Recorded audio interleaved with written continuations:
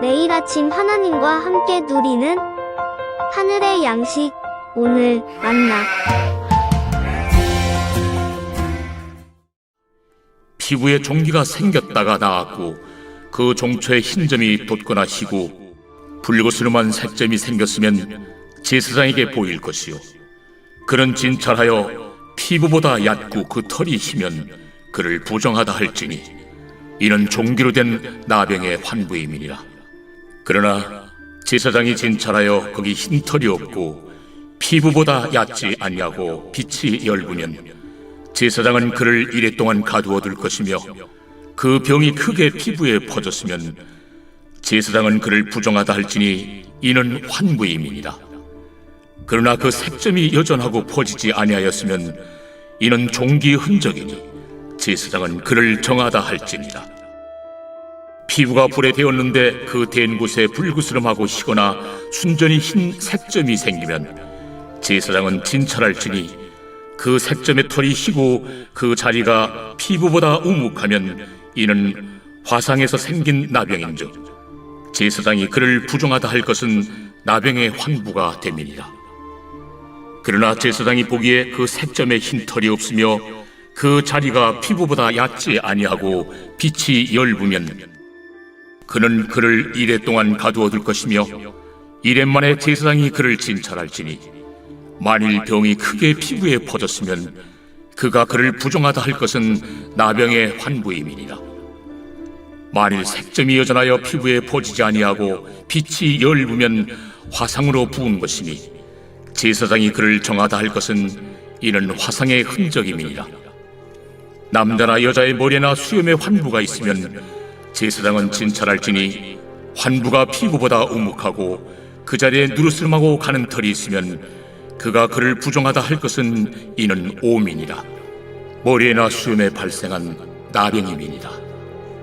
만일 제사장이 보기에 그 옴의 환부가 피부보다 우묵하지 아니하고 그 자리에 검은 털이 없으면은 제사장은 그 옴 환자를 이레 동안 가두어둘 것이며, 이레 만에 제사장은 그 환부를 진찰할지니 그 옴이 퍼지지 아니하고 그 자리에 누르스름한 털이 없고 피부보다 우묵하지 아니하면 그는 모발을 밀되 환부는 밀지 말 것이요, 제사장은 옴 환자를 또 이레 동안 가두어 둘 것이며, 이레 만에 제사장은 그 옴을 또 진찰할지니 그 옴이 피부에 퍼지지 아니하고 피부보다 우묵하지 아니하면 그는 그를 정하다 할 것이요, 그는 자기 옷을 빨아서 정하게 되려니와 깨끗한 후에라도 옴이 크게 피부에 퍼지면 제사장은 그를 진찰할지니 과연 옴이 피부에 퍼졌으면 누른 털을 찾을 것 없이 그는 부정하니라.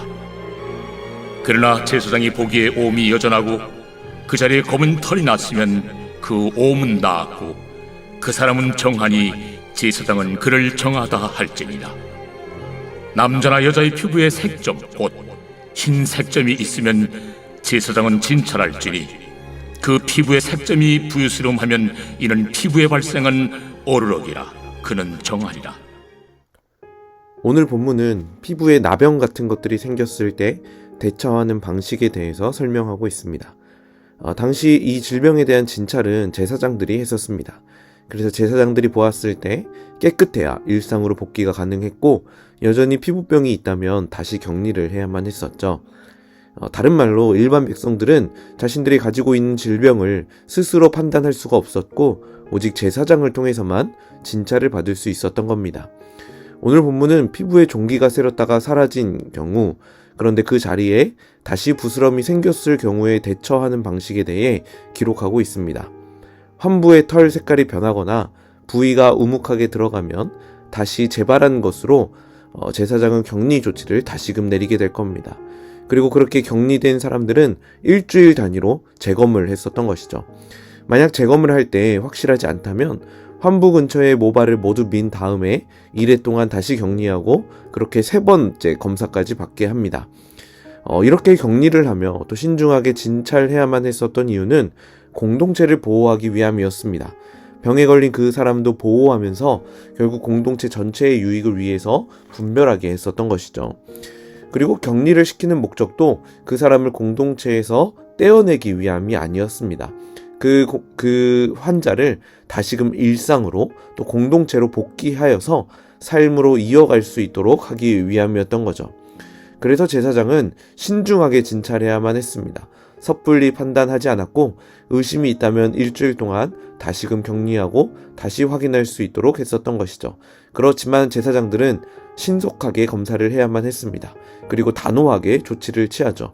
왜냐하면 머뭇머뭇거리다가 전염성이 있는 피부병이 공동체 안으로 퍼질 수도 있기 때문입니다. 이런 모습을 보면 오늘날 코로나의 전염병으로 고통 가운데 있는 우리의 상황과 많이 비슷한 것을 확인하게 됩니다. 확진 판정을 받게 되면 격리하게 되고 격리 이후에 일상 복귀가 가능하죠. 그런데 생각해보면 코로나의 직접적인 치료 방법은 따로 없다는 겁니다. 증상에 대한 약은 처방받고 치료할 수 있겠지만 코로나 바이러스 자체를 물리치는 방법이 없다라는 겁니다. 의사에게 아무리 찾아가도 궁극적인 해결책은 받을 수가 없는 거죠. 오늘 본문의 제사장들도 마찬가지입니다. 제사장들이 병을 진찰하는 역할은 했지만 병을 고칠 수 있는 능력이 있던 것은 아니었다는 거죠. 제사장들이 할 수 있는 일은 단지 질병을 분별하고 백성들 사이에서 그들을 분리하는 것뿐이었습니다. 그래서 오늘 본문을 통해서 하나님은 제사장들이 환자들의 상황과 형편을 세심하게 살필 수 있도록 여러 경우의 수를 자세하게 말씀하고 있음을 볼 수 있습니다.